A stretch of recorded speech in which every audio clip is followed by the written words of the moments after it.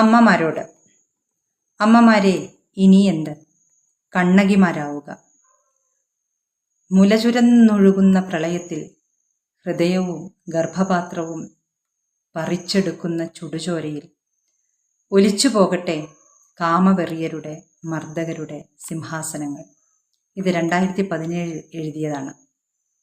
അന്ന് ജിഷ്ണുവിൻ്റെ അമ്മ മഹിജ എന്ന അമ്മയെ റോഡിലൂടെ വലിച്ചിഴയ്ക്കുന്ന ഒരു ദൃശ്യം കണ്ടപ്പോൾ എഴുതിപ്പോയതാണ്. ജിഷ്ണു പ്രണോയിയെ നാം മറന്നുപോയിരിക്കുന്നു. ഒരു കോളേജ് മാനേജ്മെൻറ്റിൻ്റെ പീഡനം മൂലം ആത്മഹത്യ ചെയ്ത ആ മകനെ നമ്മൾ മറന്നു കഴിഞ്ഞിരിക്കുന്നു. വീണ്ടും നാം ഒരമ്മയുടെ ഹൃദയം തകർന്ന നിലവിളി കേട്ടു. ഞാൻ പെറ്റ മകനെ എന്ന് അഭിമന്യുവിൻ്റെ അമ്മ നെഞ്ചുപൊട്ടിക്കരഞ്ഞു. അഭിമന്യുവിനെ അവൻ്റെ കൂട്ടത്തിൽ നിന്നവർ തന്നെ പിന്നിൽ നിന്ന് കുത്തി വീഴ്ത്തി. എന്നിട്ട് അഭിമന്യുവിൻ്റെ പേരിൽ പിരിവെടുത്തു. ആ അഭിമന്യുവിൻ്റെ പേരിൽ വീട് വെച്ചു കൊടുത്തു. അവൻ്റെ സ്മരണയ്ക്കായി ബഹുനില കെട്ടിടമുണ്ടാക്കി. അതിപ്പോൾ വാടകയ്ക്ക് കൊടുത്തിരിക്കുകയാണത്രേ. അതിൽ ചിലപ്പോൾ ഇതേ ഗുണ്ടകളെ തന്നെ ആയോധനകല അഭ്യസിപ്പിക്കുന്നുണ്ടാവും, തീറ്റിപ്പോറ്റുന്നുണ്ടാവും. വീണ്ടും നാം ഒരമ്മയുടെ നിലവിളി കേട്ടു. ആ അമ്മ പക്ഷെ നിലവിളിക്കാൻ പോലും ശക്തിയില്ലാതെ മരവിച്ചു പോയിരുന്നു. സ്വന്തം മകനെ ഒരു തുള്ളി വെള്ളം കൊടുക്കാതെ, ഒരു തുണ്ടു ഭക്ഷണം കൊടുക്കാതെ പീഡിപ്പിച്ചു കൊന്നത് അറിഞ്ഞ അവൻ്റെ ഏറ്റവും അടുത്ത സുഹൃത്താണ് ഈ അമ്മയുടെ നുണകൾ പറഞ്ഞത് എന്ന് അറിഞ്ഞ ആ അമ്മയുടെ കരച്ചിൽ നമ്മൾ ഇന്നും കേട്ടു. സിദ്ധാർത്ഥിൻ്റെ അമ്മ. ആ അമ്മ ഇന്ന് പറഞ്ഞത്, ഈ നരാധമന്മാരെ, ഈ ചെന്നായിക്കൂട്ടത്തെ സമൂഹത്തിൻ്റെ മുന്നിലേക്ക് ഒന്ന് വലിച്ചിട്ട് കൊടുക്കാൻ വേണ്ടിയാണ് എൻ്റെ മകൻ തിരുവനന്തപുരത്ത് നിന്ന് ആ ഇങ്ങേയറ്റത്ത് നിന്ന് അങ്ങേയറ്റത്തുള്ള വയനാട്ടിലേക്ക് എത്തിച്ചേർന്നതെന്നാണ് ഞാനിപ്പോൾ വിശ്വസിക്കുന്നത് എന്നാണ്. ആ അമ്മ പറയുന്നു, ആ പ്രതികൾക്ക് ഒരു തുള്ളി വെള്ളം പോലും കുടിക്കാൻ കൊടുക്കാതെ, വെള്ളം മുന്നിൽ വെച്ച് കൊടുക്കണം, പക്ഷെ കുടിക്കാൻ സമ്മതിക്കരുത്, അത്തരം ശിക്ഷ നൽകണം.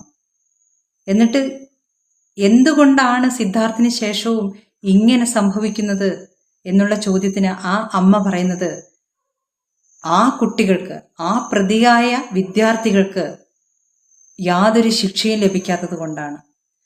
അവരെ പഠിക്കാൻ വേണ്ടി കോടതി അനുവദിച്ചു.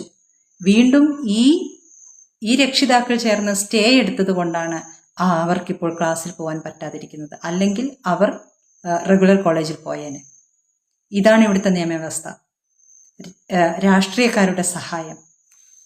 അന്ന് സിദ്ധാർത്ഥിൻ്റെ വാർത്ത അന്ന് വന്നപ്പോൾ അതിതായിരുന്നു. പൂക്കോട് വെറ്റിനറി കോളേജിൽ ജീവനൊടുക്കിയ 2ാം വർഷ BVSC വിദ്യാർത്ഥി സിദ്ധാർത്ഥൻ നേരിട്ടത് സമാനതകളില്ലാത്ത പ്രാകൃതമായ ആൾക്കൂട്ട വിചാരണ. സിദ്ധാർത്ഥിനെ നിലത്തിട്ട് നെഞ്ചിലും മറ്റും ചവിട്ടി. ഇതായിരുന്നു ആ വാർത്ത.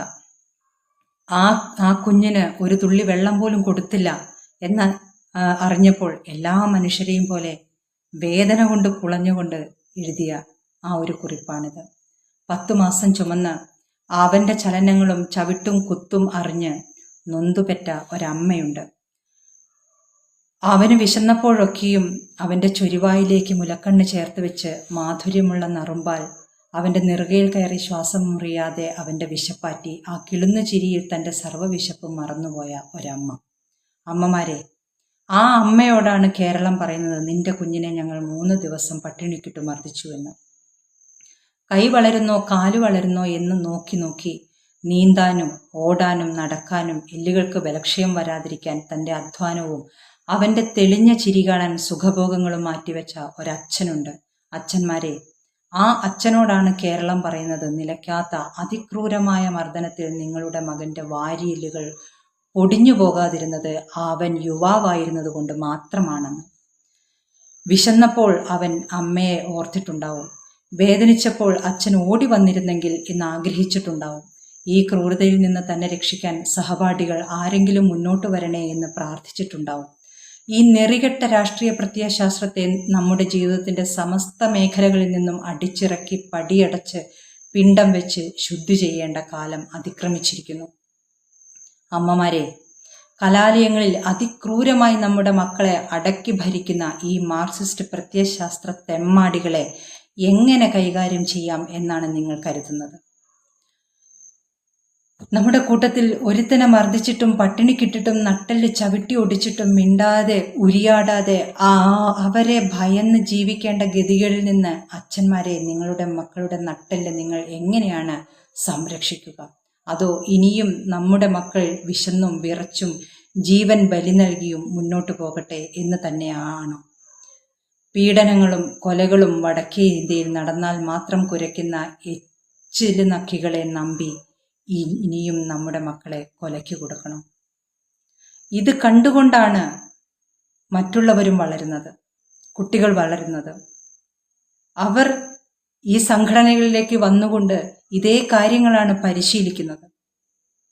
ഞാൻ ഈ കാര്യങ്ങൾ ആ ക്യാമ്പസിൽ പഠിക്കുന്ന ഒരു കുട്ടിയുടെ അമ്മയോട് ചോദിച്ചു. അവർ പറഞ്ഞു, ആ ചേട്ടന്മാർ അങ്ങനെയൊന്നും ചെയ്യില്ല, ആ ചേട്ടന്മാർ വളരെ നല്ലതാണ്. ഈ സിദ്ധാർത്ഥാണ് ഈ സിദ്ധാർത്ഥാണ് ഒരു മോശപ്പെട്ട രീതിയിൽ പെരുമാറുന്നത്, അല്ലെങ്കിൽ ഒരു മോശപ്പെട്ട വിദ്യാർത്ഥി എന്ന രീതിയിലാണ് ആ കുട്ടിയുടെ അമ്മ സംസാരിച്ചത്. അങ്ങനെ ഞാൻ അതെന്തായിരിക്കുമെന്ന് അന്വേഷിച്ചപ്പോൾ മനസ്സിലായി, അതൊരു കമ്മ്യൂണിസ്റ്റ് കുടുംബമാണ്. അവർ എന്തായാലും SFIയെ തള്ളി പറയുകയില്ല. എന്തൊക്കെ തെറ്റ് ചെയ്താലും, കൊലക്കുറ്റം ചെയ്താലും സ്വന്തം സംഘടനയെ തള്ളി പറയാത്ത ഈ കമ്മ്യൂണിസ്റ്റ് വൈകൃതത്തെ, കമ്മ്യൂണിസ്റ്റ് വൈറസിനെ, ഇത് തലയിൽ കയറിയാൽ വരുന്ന പ്രാകൃതമായ മനോഭാവത്തെ എങ്ങനെ അതിജീവിക്കാമെന്നാണ് അമ്മമാർ കരുതുന്നത്? ഇതിനെ അതിജീവിക്കാതെ നമ്മുടെ കുട്ടികളെ എങ്ങനെയാണ് കലാലയങ്ങളിലേക്ക് പറഞ്ഞയക്കുക? ഇപ്പോൾ നോക്കൂ, ഒരു കുട്ടിയെ, ആ കുഞ്ഞിന്റെ ശരീരം മുഴുവനും ലോഷൻ ഒഴിച്ചു വെച്ചിട്ട് കോമ്പസ് കൊണ്ട് കുത്തുകയാണ്. ആ വീഡിയോ അറിയാതെ കണ്ണിൽപ്പെട്ടു പോയതാണ്. ഞാൻ അപ്പോൾ തന്നെ കണ്ണുകൾ പൊത്തിക്കളഞ്ഞു. ആ കുഞ്ഞിന്റെ പേരെന്താണെന്ന് ഞാൻ നോക്കിയിട്ടില്ല. ഞാൻ ആ വാർത്ത കേട്ടിട്ടില്ല. എനിക്കത് കേൾക്കാൻ വയ്യ, കേൾക്കാനുള്ള ശക്തിയില്ല. എന്താണ് ഇവരെ കൊണ്ടിത് ചെയ്യിക്കുന്നത്? ഈ ആൾക്കൂട്ട മനഃശാസ്ത്രമാണോ? അല്ലെങ്കിൽ മാരകമായ മയക്കുമരുന്നുകളാണോ? ഒരു കുഞ്ഞ്, സ്കൂൾ വിദ്യാർത്ഥിയായ ഒരു കുഞ്ഞ് ആത്മഹത്യ ചെയ്തു, ക്ലോസറ്റ് നക്കിക്കുകയും മറ്റും ചെയ്തിട്ട് ആ കുട്ടി ആത്മഹത്യ ചെയ്തു. എന്നിട്ടും ഇത് ചെയ്യിക്കുന്ന കുട്ടികൾക്ക് യാതൊരു വിധത്തിലുള്ള മനസാക്ഷിക്കുത്തോ കുറ്റബോധമോ പശ്ചാത്താപമോ ഒന്നുമില്ല എന്നുള്ളതാണ് ഏറ്റവും വലിയ അത്ഭുതം. ആ കുട്ടികളുടെ ചാറ്റുകളിലൊക്കെ അവർ ഇത് അങ്ങോട്ടും ഇങ്ങോട്ടും പറഞ്ഞു ചിരിക്കുകയാണ്. ഇന്ന് കണ്ട ആ വീഡിയോയിലും ഏതോ ഒരുത്തൻ്റെ അട്ടഹാസം കേൾക്കുന്നുണ്ടായിരുന്നു. എങ്ങനെയാണ് മനുഷ്യർക്ക് ഇങ്ങനെ ചെയ്യാൻ പറ്റുന്നത്? ഈ ആൾക്കൂട്ട മനഃശാസ്ത്രം പ്രവർത്തിക്കുന്നത് ഈ ഒരു സംഘടനാ ബലത്തിലാണല്ലോ. നമ്മൾ കണ്ടല്ലോ ഇപ്പോൾ തന്നെ ഈ TP കൊലക്കേസിലൊക്കെയുള്ള പ്രതികൾക്ക് 900-1000 ദിവസമൊക്കെയാണ് പരോൾ അനുവദിച്ചിരിക്കുന്നത്. അപ്പോൾ സംഘടനയുടെ സംരക്ഷണം ഉണ്ടാവും. രാഷ്ട്രീയ പ്രത്യയശാസ്ത്രത്തിൻ്റെ, ഈ നശിച്ച പ്രത്യയശാസ്ത്രത്തിൻ്റെ സംരക്ഷണം ഉണ്ടാവും, നേതാക്കൾ ഓടിയെത്തും എന്നുള്ളത് കൊണ്ടാണല്ലോ ഇവർ ഈ ക്രൂരത മുഴുവനും ചെയ്യുന്നത്. ഈ വൈത്തിരി വെറ്റിനറി കോളേജിൽ തന്നെ സിദ്ധാർത്ഥിന്റെ മരണശേഷം ഈ പ്രതികളായ വിദ്യാർത്ഥികളെ സംരക്ഷിക്കാൻ പ്രമുഖരായ നേതാക്കളാണ് മജിസ്ട്രേറ്റിന്റെ ചേംബറിലേക്ക് ഇടിച്ചു കയറിയത്. നാം അത് വാർത്തകളിലൂടെ അറിഞ്ഞതാണ്. രാത്രിക്ക് രാത്രി എല്ലാ പ്രമുഖ നേതാക്കന്മാരെയും വിളിച്ചു വരുത്തിയിട്ടുണ്ട്, ബന്ധപ്പെട്ടിട്ടുണ്ട്. 1, 2, 3 എന്നൊക്കെ പറഞ്ഞ് കൊല്ലുന്ന നേതാവിൻ്റെയൊക്കെ ആളുകൾ രാത്രിക്ക് രാത്രി വയനാട്ടിലേക്ക് എത്തിയിട്ടുണ്ട്. ആ രീതിയിലാണ് ഈ ഇടതുപക്ഷ രാഷ്ട്രീയക്കാർ ഈ വിദ്യാർത്ഥി രാഷ്ട്രീയക്കാരെയും അല്ലാത്ത രാഷ്ട്രീയക്കാരെയും ഒക്കെയും സംരക്ഷിക്കുന്നത്.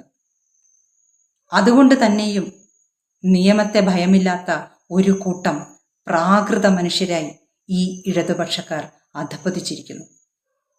ഇതിന് നമ്മുടെ കുട്ടികളെ കലാലയങ്ങളിലേക്ക് അയക്കണമെങ്കിൽ അമ്മമാർ ഇനി ഒരു തീരുമാനം എടുത്തേ പറ്റുള്ളൂ. ഇനി കേരളത്തിലെ ക്യാമ്പസുകൾ രാഷ്ട്രീയ വിമുക്തമായിരിക്കട്ടെ എന്നൊരു തീരുമാനം അമ്മമാർ എടുക്കണം. നമ്മുടെ കുട്ടികൾ പഠിക്കട്ടെ.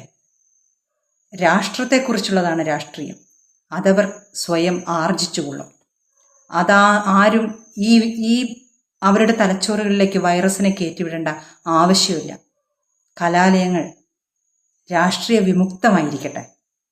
അതോടുകൂടി മയക്കുമരുന്നും എന്തായാലും ആ ക്യാമ്പസുകൾക്ക് പുറത്താവും. ശ്രദ്ധിച്ചുകൊള്ളൂ, ഈ മയക്കുമരുന്നിൻ്റെ ഉപഭോഗം ഏറ്റവും നടക്കുന്നത് ഈ സംഘടിത രാഷ്ട്രീയമുള്ള ക്യാമ്പസുകളിലാണ്. ഈ മയക്കുമരുന്നിൻ്റെ ഒരു ചങ്ങലയിലാണ് ഈ കുട്ടികളെ അവർ തളച്ചിടുന്നത്. അത് കൊടുത്തുകൊണ്ടാണ് അവർ കത്തിക്കുത്തിനും മറ്റും പ്രേരിപ്പിക്കുന്നത്. ഇതില്ലാതാക്കണമെങ്കിൽ ക്യാമ്പസുകൾ രാഷ്ട്രീയ വിമുക്തമായി തീരണം. അമ്മമാർ തീരുമാനമെടുക്കണം. അമ്മമാരെ, ഇനി എന്ത്?